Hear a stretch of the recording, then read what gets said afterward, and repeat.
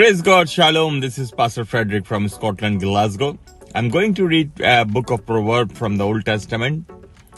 And the verse 14, Proverbs chapter 28, verse 14, is written in the book of life.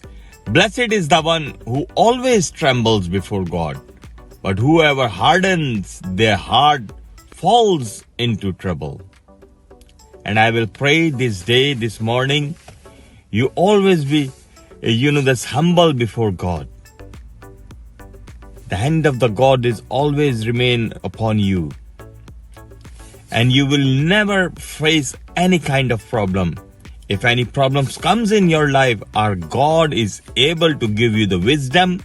He stretch his hand and pull you up. He will pull you out from your trouble. In the name of Jesus, I will pray all kind of troubles will go away from your life in Jesus' mighty name.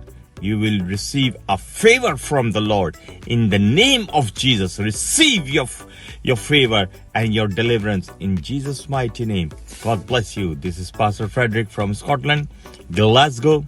Love you all. Shalom.